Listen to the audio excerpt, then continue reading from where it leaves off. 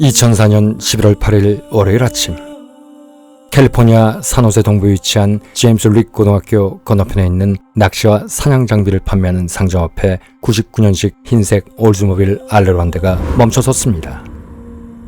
그리고 곧이어 키 크고 날씬한 몸매에 어깨 너머로 흘러내리는 검은 머리가 매력적인 여인이 차에서 내렸습니다. 그녀는 촉망받던 36세 젊은 작가, 중국 이름 장춘루, 중국계 미국인 아이리스 장이었죠. 아이리스 장은 조심스럽게 상점에 들어갔습니다. 그리고 운전면허증을 제시하고 골동품 총기를 수집한다며 상하 손잡이가 달린 루거 올드아미 45 복제 리볼버를 현금 517달러를 주고 구매했습니다. 그런데 그녀의 방문 이번이 처음이 아니었습니다. 그녀는 남북전쟁 시대에 쓰였던 이 고색 찬란한 권총의 복제품이 이곳에 있다는 것을 사전 답사에 이미 알고 있었기 때문이었습니다. 그리고 이와 함께 캘리포니아주에서는 다른 주와는 달리 총기 구입에 필요한 10일간의 대기간을 피할 수 있는 건 역시 사전 방문을 통해 이미 알고 있었죠. 그녀는 자신의 결심이 흔들릴 수 있는 시간을 없앨 수 있는 최적의 조건과 그 결심을 실행할 수 있는 상징적인 도구를 찾아 다녔던 것입니다. 그리고 그날 밤 그녀는 남편 브렛 더글러스와 함께 평범한 만찬의 시간을 가졌습니다. 그리고 자정전에 잠자리에 들었습니다. 그런데 다음날 아직 동이 트기 전 아이리스 장은 잠에서 깨어나 홀로 차에 올랐습니다. 그리고 17번 고속도로를 타고 산타크루스 방향으로 이동을 했고 집에서 40km 떨어진 고속도로 분기점 근처 검은색 참나무가 웅크리고 앉아있는 외로운 언덕이 보이는 도로변에 차를 세웠습니다. 그리고 잠시 후 동이 트기 시작할 무렵 뽀얀 안개가 휩싸인 그곳에서 한 발의 총성이 울렸습니다.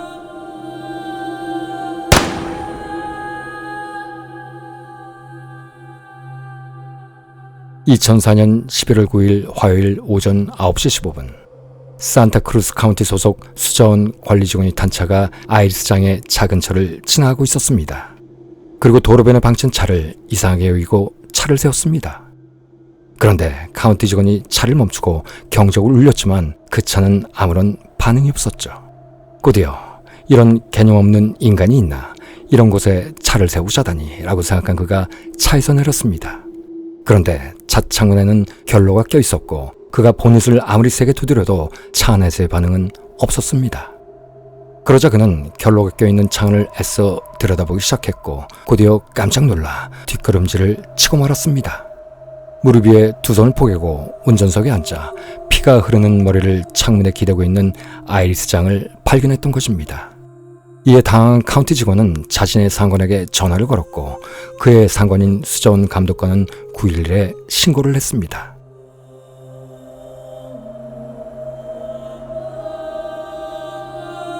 잠시 후 출동한 경찰과 구급대원이 차문을 열자 참혹한 현장이 드러났습니다. 리볼버는 그녀의 왼쪽 다리 위에 놓여 있었고 그녀의 머리에서 흘러내린 피가 그녀의 옷과 시트 전체를 적시고 있었던 것입니다.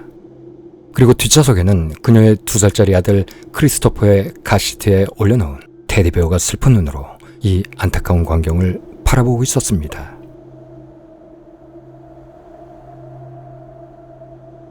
출동한 경찰들은 아이리스가 탄환을 6발 모두 장전하고 총진을 입술과 입술 사이에 두고 발사했다고 판단했습니다.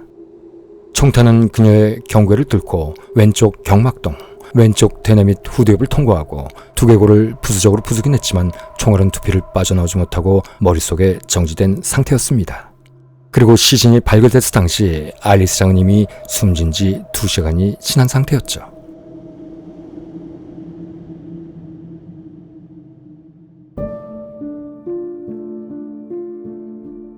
아이리스 장의 사망 뉴스는 방송 및 인터넷을 통해 빠르게 퍼졌습니다. 그리고 그녀의 사망 기사는 전 세계 신문에 게재됐습니다. 그 이유는 1997년 그녀가 29세의 나이로 제2차 세계대전에 잊혀진 홀로코스트라는 부제가 붙은 난징의 강간을 집필해 국제적인 명성을 얻은 인물이었기 때문이었습니다. 이 책은 1937년 중국에서 난징을 잔혹하게 점령한 일본의 만을 폭로한 최초의 역사서였습니다. 그리고 몇 주 동안 지속된 이 끔찍한 광란을 구체적으로 또 객관적으로 기록한 최초의 영문 보고서이기도 했습니다. 그녀가 집필한 일본군의 전쟁 범죄를 폭로한 역작 난징의 강간은 출판 즉시 60만 부가 넘게 팔리는 베스트셀러가 됐습니다. 그리고 이 책은 그녀를 일본에 저지른 전쟁 범죄 피해자들을 위한 적극적인 옹호자로 미국 내 인종 갈등 문제를 제대로 인식하고 있는 진보적 인사로 자리매김시켰습니다. 또한 이 책은 자신들이 저지른 잔악 행위를 부인하는 일본인과 공식적인 사과 배상을 요구하는 중국인 사이에서 촉발된 논쟁을 현실화시키는 계기를 마련하기도 했습니다. 하지만 이 책은 그녀에게 커다란 시련도 안겨주었습니다.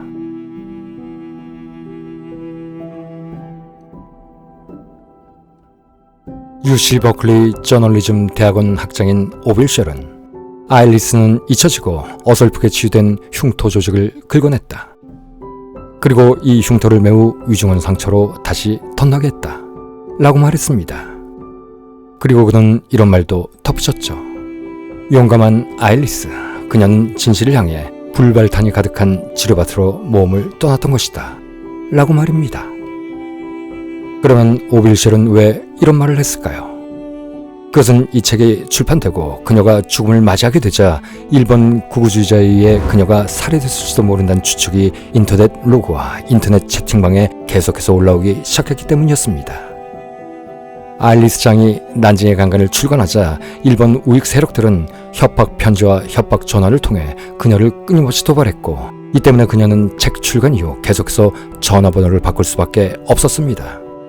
심지어 가까운 친구들과도 전화 대신 이메일로만 소식을 주고받을 수밖에 없을 정도였죠. 이로 인해 친척들에게조차도 자신은 물론 남편과 아이들의 근황에 대해서도 일체 언급할 수조차 없었습니다.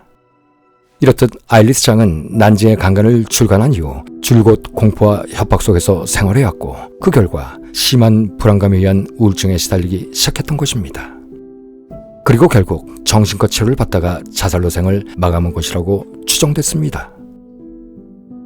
다시 말해 책의 집필을 위해 진심을 가지고 이 끔찍한 전대미문의 대학살을 연구하던 아일리스 장 자신이 그 끔찍함에 심리적인 충격을 받고 제대로 치유되지 않은 심리적 갈등들이 일본의 극우주의자들이 저지르는 현실적 만행들과 맞물리면서 지속적인 공포 반응을 일으키고 말았던 것입니다.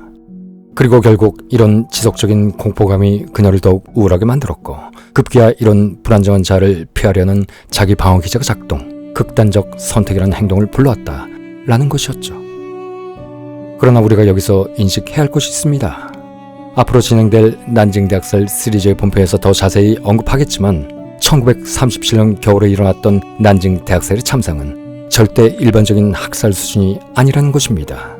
인간이 저지를 수 있는, 아니 인간으로서 도저히 저지를 수 없는, 말로 표현할 수 없는 만행이 끝도 없이 일어났기 때문이죠. 당시 난징의 일본군은 1899년 체결된 헤이그 공약에 의거 전투가 끝나면 반드시 보호되어야 하는 포로들 뿐만 아니라 민간인 남자들까지 살아있는 상태로 총검술 연습용 표적으로 사용했고, 누가 더 목을 많이 벨 것인가 라는 이른바 백인참 시합의 대상으로 삼기도 했으며, 그것이 질리고 힘들어지면 한 곳에 모아놓고 기관총을 난사해 집단 학살하기도 했습니다. 그뿐만이 아니었죠. 전쟁과는 아무 상관도 없는 노인, 임산부 아이들, 그리고 갓 태어난 신생아 역시 목을 잘라 죽이고, 칼로 찔러 죽이고, 산채로 태워 죽이고, 끓는 기름에 튀겨 죽이고, 그것도 모자라 집단 생매장 하기도 했습니다. 특히 노소를 가리지 않고 모든 여인들을 강간했는데, 강간 후에는 산채로 배를 가르고 임산부의 경우 뱃속의 태아를 적출해버리는 그야말로 천인공노할 만행까지 저질렀던 것입니다. 그리고 집단 윤관이 끝나면 피해 여성에게 수치스러운 포즈를 취하게 한 후 사진을 찍고 은밀한 부위를 도려내기까지 했습니다. 심지어 그것도 모자랐는지 강간 여성을 산채로 대못을 박아 벽에 매달아 놓기도 했습니다. 당시 난징의 일본군은 하늘도 용서 못할 악인들만이 보내진다는 지옥보다 더 참혹한 광경을 연출했던 것입니다. 그런데 이런 일본군의 만행은 난징에서만 벌어진 게 아니었습니다. 난징 침공 이전에 수조에서도 이런 일이 똑같이 발생했고, 또한 1939년 공산당군의 반격에 당황한 일본군이 그에 대한 보복으로 허베이 지방을 생지역으로 만들어버린 살광, 즉 모조리 죽이고 소광, 모조리 태우며 창광, 모조리 빼앗아라 라는 이른바 삼광 작전으로 확대 발전시켰으니 말입니다. 그러나 일본군의 민간인들에 대한 보복 학살 또는 인정 청소는 이 삼강 작전으로도 끝난 것이 아니었습니다. 중국 전선과 태평양 전선에서 자진들이 패배할 때마다, 그리고 미군에 의한 본토 폭격으로 자국 내 피해가 발생할 때마다 어김없이 그 끔찍한 학살을 자행했기 때문이죠. 그런데 일본군의 잔인함과 무도함은 여기서 끝나지 않고 한 발 더 나아갔습니다. 이렇듯 중국인들을 무참히 학살하고 난 후에는 이 토벌 작전이야말로 위대한 천하의 군대가 거둔 눈부신 성과이다 라며 학살 행위를 자신들이 이룬 전투 성과로 탈바꿈시키고 보도자료를 통해 선전하기까지 했으니 말입니다.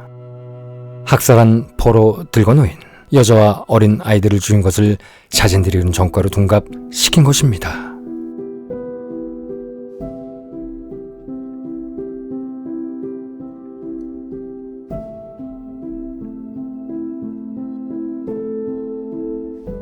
아일리스장 2부에서 뵙겠습니다.